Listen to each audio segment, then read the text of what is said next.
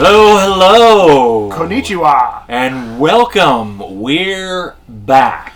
It's been a bit. It's been a bit since we recorded. We took a little break. I need to get away from him for a bit. Yes, we need to get away from each other. How you doing? I'm good. How are you? Good. Welcome. Take a drink. So, one thing before we get into anything else, we do want to let you guys know that we're going to change some things up. Yeah, this is a constant evolution. Think of this as a pilot season more than a season. Yeah. That's a good way of putting it, I guess. Yeah, because I mean, you're going to try things. And, when we were trying various different camera angles, and that was fine, but we weren't crazy about the way that the footage was matching. No. It wasn't working right. Right. So we're gonna stick to the one camera for right now. Yep.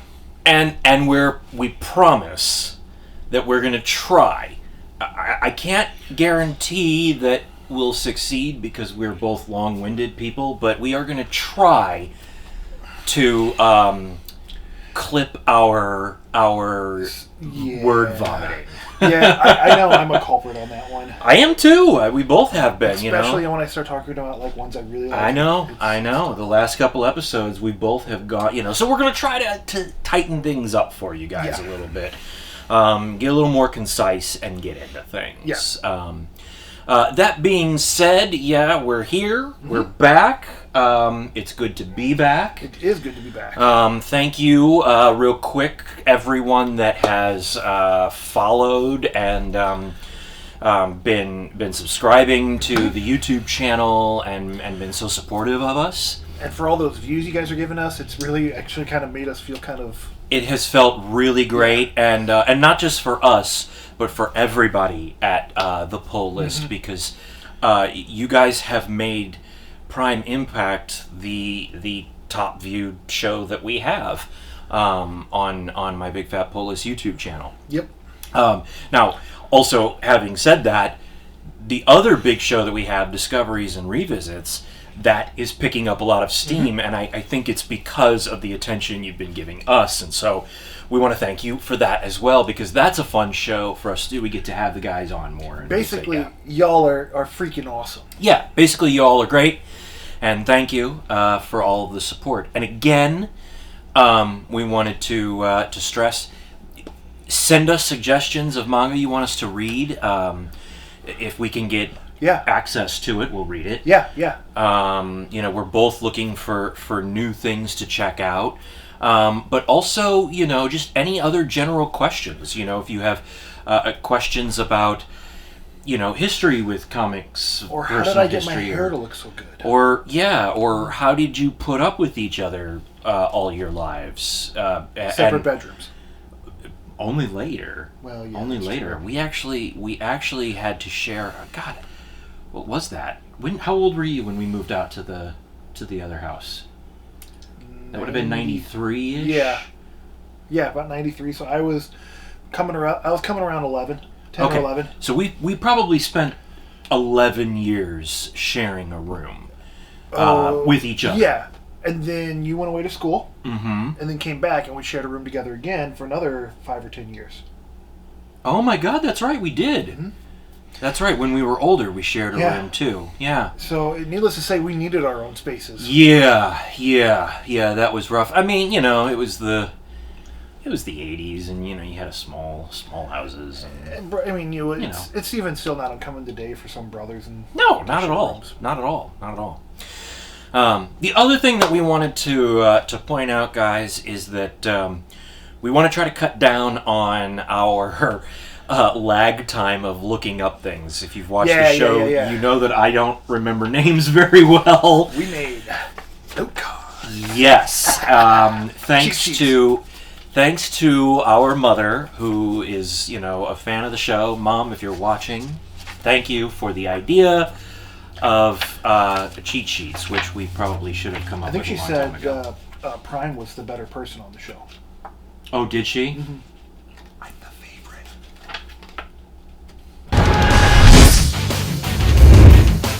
Okay, well, let's get into it. So you're gonna go first. I'm gonna go first this time. What you got for me? Okay, so I wanna preface this by saying that I was like, when we started this project, words are hard. Evidently, I can't talk. When we started this show, there were 3 primary mangas that I could not wait to read, and it's exciting because now I've read all 3. Which 3 are those? That would be Demon Slayer. Okay.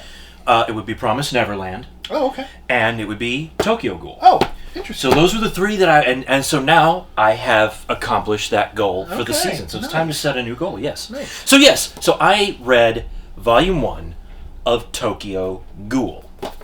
Now, I don't know anything about this other than it's extremely popular and one guy has 2 different color eyes, I think. Yes, he does. But that's like all I know, so I'm really excited to hear what this is about. Yes. So I am going to blow your mind here, Prime.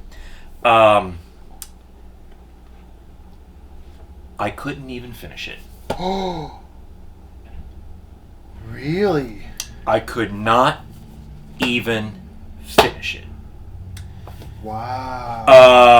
And again, everybody listening and watching, remember this is just our opinions. And thank you for joining us for our last episode. Yeah, right.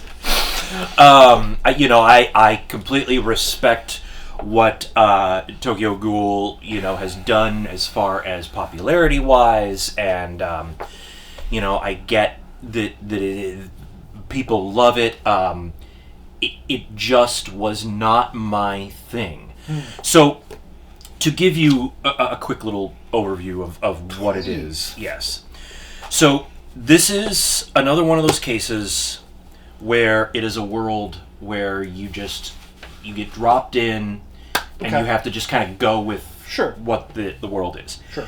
It's a world that is fairly similar to the real world. Okay. Except that everyone knows that ghouls exist. Okay. Now, are these standard type ghouls? Well, that's the thing. Ghouls, depending on the mythology that you're going with, and the backstory that you're looking at, ghouls can be anything from just walking reanimated corpses to essentially a vampire.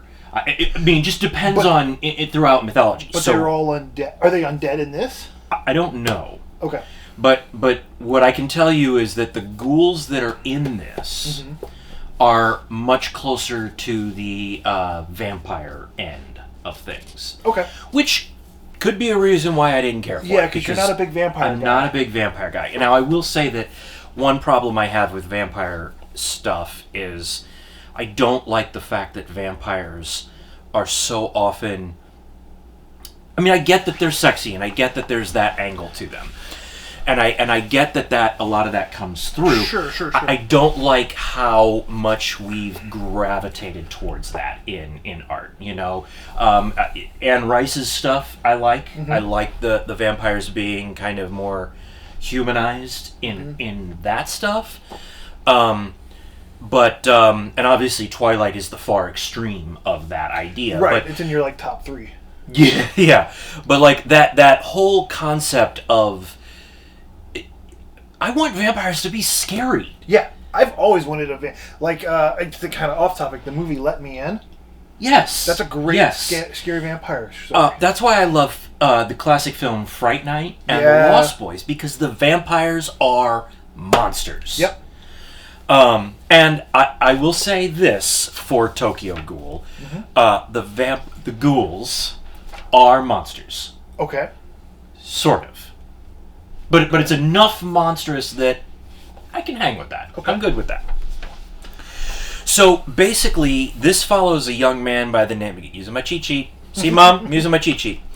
This follows a young man named Ken Kaneki. Ken Kaneki. And Ken Kaneki is a college freshman. He's 18. And he likes to read. He loves to keep his nose in a book. And... He's always pining over this one girl that comes into whatever the diner or coffee shop or wherever he hangs out with his friend. Well, he ends up, through a chance encounter, talking to this girl finally, and they go out on a date. Good for him. Yes. And all through chapter 1 of the book is this date until the end of the chapter when... And I kind of saw it coming. A ghoul shows up? No. She's a ghoul. Oh. And it was not a chance encounter. She's been watching him. Yeah. She wants to eat him? She wants to eat him. Sure. Yeah. She wants to eat him. So, and I kind of saw that coming, and I was just like, yeah, okay, all right. That wasn't a big surprise, but I can go with it. Sure. Well, he tries to get away through a series of insane moments.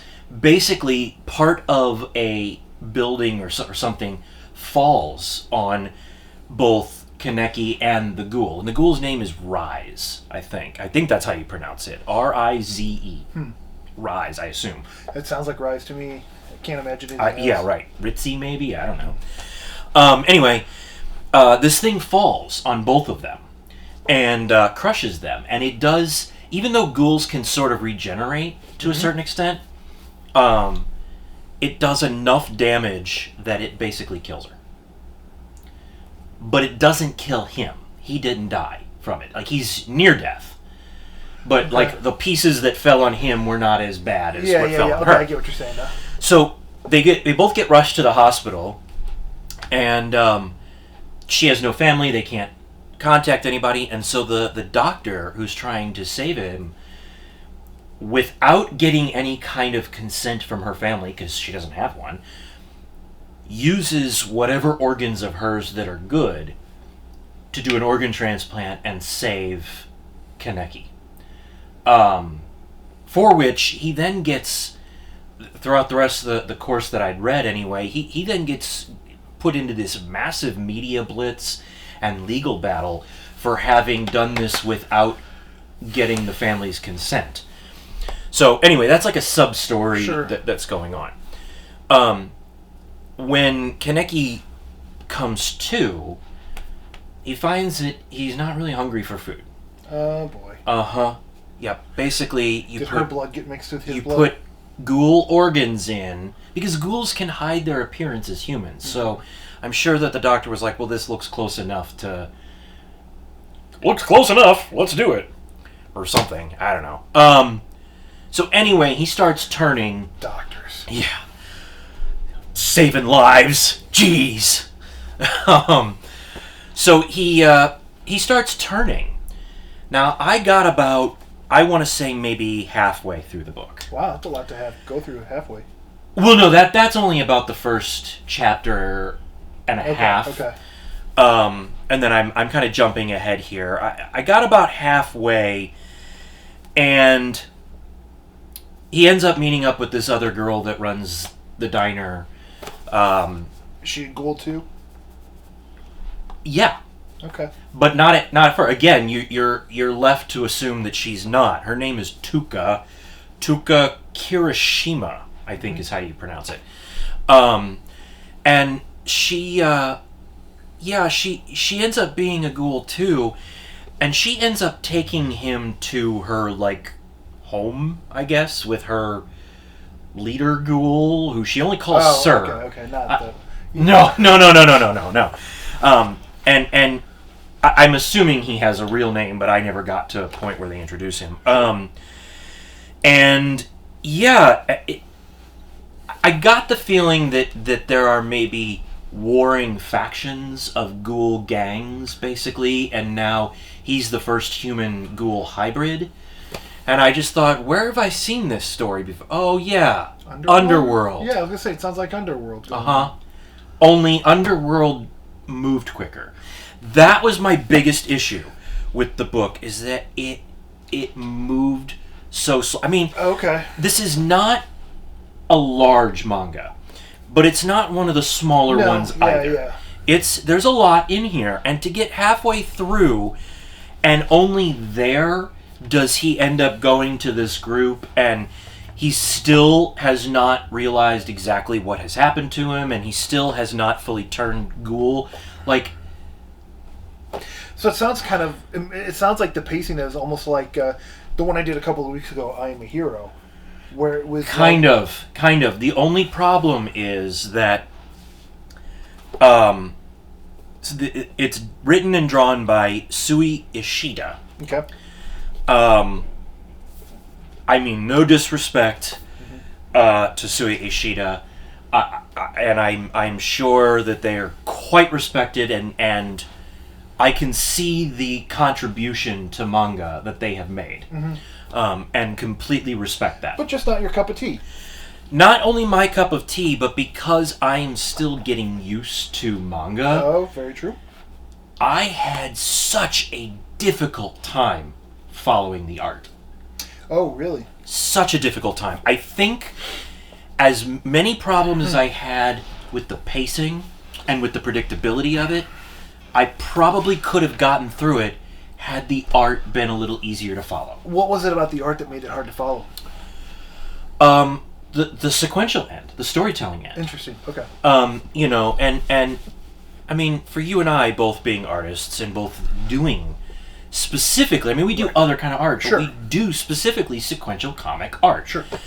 And it doesn't matter, guys, if you're reading it left to right or right to left. No. It doesn't matter what the side is. But you have to be able to tell But you have to be able to follow it. Mm-hmm. So if it's going right to left for a manga, then you have to be able to know that this goes to here and this goes to here or whatever. And the layouts and the just the pacing in that regard, I had such a difficult time following what was going on. Maybe you should save that till the end after you read some more mangas. Maybe I didn't know, and maybe at some point, guys, if you want, let us know. Maybe I'll come back around and reread it down the line after I've gotten more used to it. It may make a good episode of a revisit. It could. Maybe we'll do a crossover episode between Prime Impact and Discoveries and Revisits or something. So yeah, maybe I'll give it another shot. I own Volume 1. Clearly, I'm not going to continue on. Can't imagine why. Yeah. I'm not going to do it. So sadly, I was really, really excited for it because everyone loves it. I guess I'm in the minority on this one, guys. It wasn't my thing. Now it works for everybody. Yeah. So what do you got for us this week? So I decided to check out 7 Deadly Sins. Very excited to hear about this. Everybody, it seems to love it and talk about it all the time. So I'm excited. Yeah. I tried watching the anime a while ago. Okay. And this isn't one of those cases where Dragonus loved the anime, so he grabbed the manga. No. I watched one episode, and I was kind of turned away from the episode. Oh, okay. And so I thought, you know what? I'm going to give the manga a chance. Maybe the manga's better. The things that turned me away from the episode would turn me away from the manga. If I wasn't doing this show, if I wasn't going out of my way to make these reviews for you guys, it's all about you guys. Now, if I wasn't going to try to do this for this show, and had I known we could stop reading in the middle of them because we, weren't impressed with it, I would have. That's actually a strong thing. It's not that I didn't like the story. The story's about this guy named Meliodas. He runs this tavern that's called the Boar's Hat Tavern, and it's actually, you find out later in the book that it sits atop a giant pig, and he travels around, and the pig burrows itself into the ground, and people can come and go from it. And he does it to go around to collect ales and alcohols from different regions of this world, Britannia, which is kind of like a fake England, Middle Earth type location. Cool. But he goes around from place to place to collecting ale and just making money, just living his life. One day, this knight enters his tavern and passes out on the floor, and everyone in the tavern that's in there freaks out and runs out because the knight's covered in rust, and they keep hearing these rumors of a ghost story of a rust knight. But everyone leaves the tavern, and the knight falls over, and its helmet falls off, and inside the armor is this young girl. And then you come to find out that this girl is looking for this group of bandits called the 7 Deadly Sins. Mm. She's trying to find them because, well, she's trying to get them to help save the kingdom. Eventually, these guards show up because they hear of the Rust Knight, and they try to arrest the Rust Knight, which they think is the girl. And they run to go get their boss. He shows up, and he's this super powerful dude. Let me grab my mama cheat sheets. He's this really powerful dude called Alioni. Mom sheets. That's what we're calling them. Well, they're not cheat sheets. They're mom sheets. We should make a nice little logo, too. Yeah. Anyway. Mom sheets. His name is Alioni. Mm-hmm. And he tries to arrest him, and he tries to... Well, he doesn't really try to arrest him. He tries to kill him. He just wants to straight up kill him. In fact, he destroys like half of a cliffside while they're standing on it. Wow. And he's like, oh, looks like 3 are dead. Oh, well. He goes, I'll put that in my report. Okay. Yeah. Okay. And then they pop up and they're like, no, we're not dead because Meliodas is the lead, so we're not going to kill him right now. Essentially. Okay. And then you come to find out that the girl, he points out and he's like, wait a minute, I know you. The girl is actually Princess Elizabeth, who is the princess of the king of Britannia. Okay. Or Britannia, not Britannia, whatever. She's the princess of it. And she's trying to find the 7 deadly sins because there's this group called the Holy Knights who are supposed to be the protectors of Britannia. Oh. But they have staged a coup d'etat and have taken over. Oh. So she's trying to find the 7 deadly sins because she doesn't believe that they are the criminals the Holy Knights make out to be. And she wants them to save the kingdom and rescue her father and all that. Yeah. Well, this guy, Alioni, is trying to kill her still. Even though he knows she's the princess, he doesn't care. He's already put in his mind that he's going to have a report that 3 people died. So he tries to fight her, and Meliodas, being the hero, steps in the way. And you find out that Meliodas is one of the 7 deadly sins. Oh. He is the sin of wrath. Oh, okay. They call him Dragon, sin of wrath. Okay. He's the leader of the 7 deadly sins. Of course. Of course Wrath is the leader. Of course. And he's, like I said, he's also a young kid from the looks of it. Like, and we could put up an image too, but this is Meliodas here. He's the leader of the 7 deadly sins. Okay. So he's this young kid who fights with a broken sword. The blade's broken off of his sword. But they end up fighting the bad guy, Alioni, and, he ends up getting the crap knocked out of him because Meliodas is more powerful than him.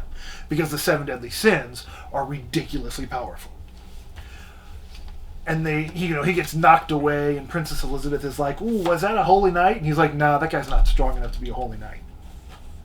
So, which made me go, okay, holy knights must be some tough dudes. Yeah.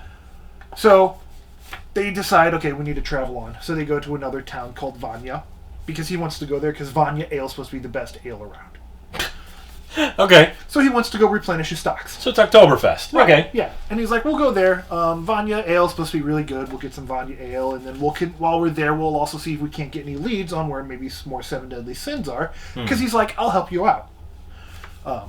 He's also got a little pig companion with him named Hawk, who's funny and annoying at the same time. But they go to Vanya, and they find out that Vanya ale has not been made because a holy knight has stuck his sword in the ground. And his sword was so powerful, and his thrust was so powerful, it cut off the water flow. So they can't make ale. And the townspeople are trying to pull the thing out, but it's like Thor's hammer. They can't lift it up. Or like Excalibur. Or like Excalibur. More like that, yeah. Probably more like Excalibur instead of a Marvel comic. Well, I mean, both are like. I mean, where do you think that? I guess I don't know, but I would assume that Stanley got part of the "you can't lift the hammer unless you're worthy" from that could the be Excalibur I never myth. thought of that I don't before. know, But anyway, they're trying to pull the sword out of the ground to try to get the water back to go through, so they can make ale, so they can make money. But the dude stuck it in the ground because he felt insulted. And this was because he tried their ale and said, it tastes like garbage. And they're like, well, try this glass. And they hand him another glass, and one of the kids in the town put a bug in it because he wanted to play a prank on him because he was bad-mouthing the town. So. Okay. They're in the town, and they're trying to pull it out. They can't pull it out, and Meliodas comes by and he goes, "Yoink!" Pulls the sword out Because he's right. Yeah. News of that gets back to the Holy Knight who stuck the sword in the ground. Guy's name is Gil Thunder. Good name. Right, badass name, and he looks like very much like your typical anime pretty boy villain. Okay. But he's cool looking.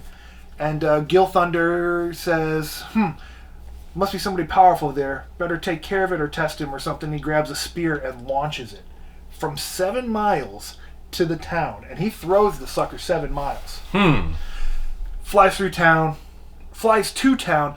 Meliodas catches it and throws it back.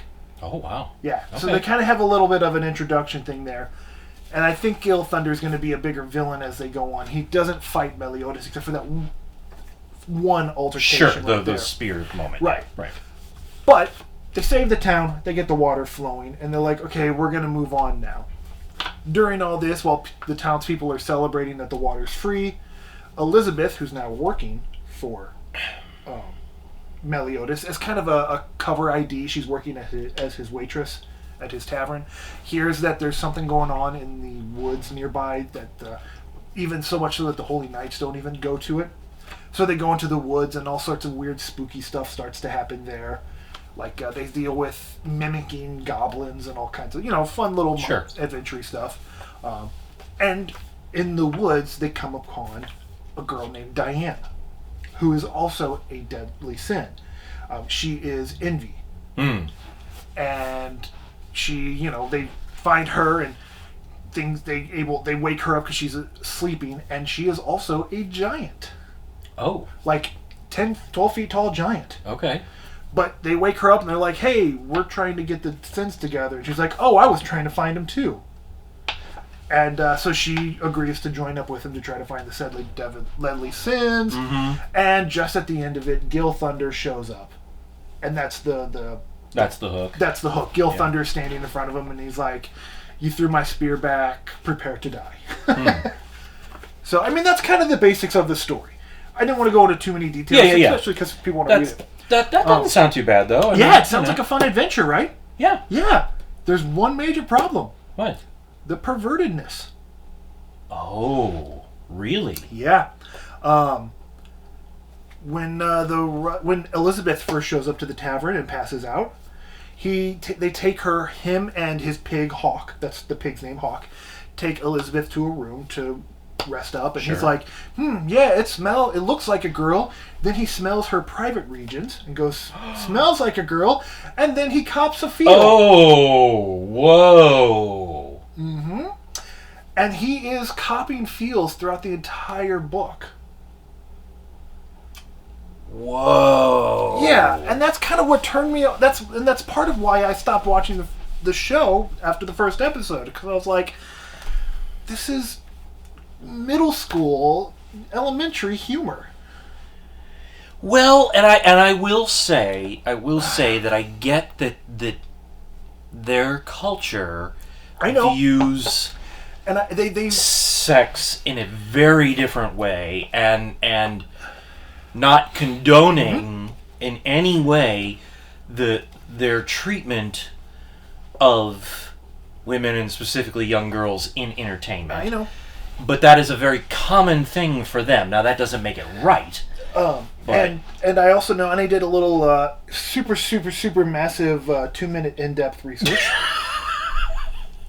Nothing but the best here at Prime Impact. Yeah. And a lot of I found out, too, was a lot of the more perverted stuff is put in as humor. It's designed to be humor and comical. Yeah, sure. And had that not been there, had it not been, like, because there's another part where remember I told you they ran into the goblins that shape change? All the goblins shape change into Elizabeth. And which also, he has Elizabeth wearing a uniform, which is a skirt that goes just below. Oh, yeah, like the schoolgirl kind of uniform thing. Yeah. But he decides, I'm going to figure out which one's the real one by having them all jump. Oh. And the one who doesn't jump must be the real one. It's like, gotcha. Okay, come on. Which really upsets me because, like I said, the story itself Yeah, the concept's good. Yeah, it's real. It's nothing or outlandish. Nothing. I'll be honest, it's nothing new. No, it doesn't break the mold in any way. No, but the concept, the idea is fun. The scene where they have the introduction between him and Gilthunder throwing the spears to each other, I thought that was really freaking cool, and it shows off the power. Yeah. How's the art? Art's good. It's okay. It kind of reminds me a little bit of Akira Toriyama. Okay. Who does Dragon Ball Z, and all that. Yeah. Not exactly that, but I do see a lot of similarities in like a little bit of the facial structures and the eyes and such. Okay. Or at least an influence. But definitely. Nakaba Suzuki is the writer artist of this, and I can definitely see that he has some sort of inspiration from Akira Toriyama. Which, if you're going to get inspiration from someone in Japan manga, I mean that's one of the biggest. Yeah, it's one of the biggest. That's a name that even like I'm sure you even knew the name Akira Toriyama before you got. Yeah, before we started doing this. Yeah. Yeah. So I mean, he's one of the big names, but the art itself is really good. There are a few panels that are a little sketchy, that it's kind of like, what are you trying to do here? But then but you kind of figure it out. But otherwise, it's good. It wasn't like it pulled me out of it. Will you read the next one, or are you kind of... I don't know yet. Okay, jury's out. Yeah, it's still up in the air. Like I said, the story's fun, but I just don't... And if it was like a side character, if it was like the side character was being perverted and everyone was like, dude, stop being a jerk. Right, yeah. If you're making the joke, but then calling out the joke as, then it... They do that when he's being a pervy guy. Hog the pig, who actually talks, calls him out on it every time for being... But she never reacts like that. The one he's groping never once is like, hey, stop touching me without my permission. Right. She's just kind of like... There's a scene where she's like, oh no, something touched my rear. And he goes, oh, that's just me. And she's like, oh, okay. And it's like... Wow. Yeah, and that's like I said, it's like, okay, in My Hero Academia, there's a character called Mineta who's extremely pervy and obnoxious, but no one in the class likes him because he is that way. Because of that. So it's a character defect that is brought out and made a point. Right. I still can't stand that character, but we address it as it's wrong. Well, and even doing something here and addressing it that it's an issue is fine if the character's going to have a change. Yeah, which I don't know if that's ever going to happen because he's the main character. Wow. Yeah. So we'll see if I read Volume 2. Let me know. Actually, let me know if Volume 2, if he starts to stop being so thirsty.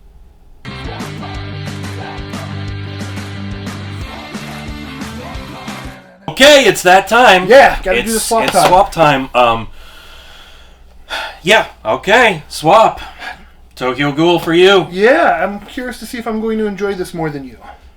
I gotta say that this is probably our first real negative review episode. Yeah. I don't know about you. Obviously, I will read 7 Deadly Sins for the swap. Oh, I'll read Tokyo Ghoul. But I don't know how soon I'm gonna get to it. Yeah. We'll see.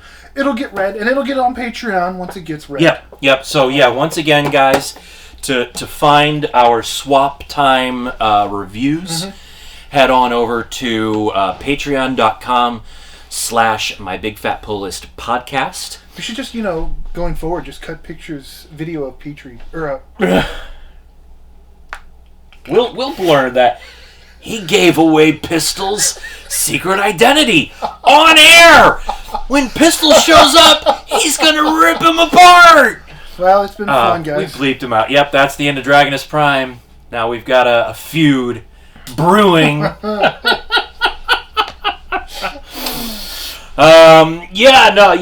Just head on over to Patreon, and because obviously, we're gonna have to pay for his medical expenses when Pistol gets his saltiness on him. It's not going to be great. No, it's not going to be good. In the meantime, guys, you know the drill. Yep. Like, subscribe, comment. Let us know, what you're thinking. and follow along. We want to hear more from you guys. And interact with us. So that's it. Till next time, I'm Dr. Impact. I'm Dragonus Prime. See ya. Arigato.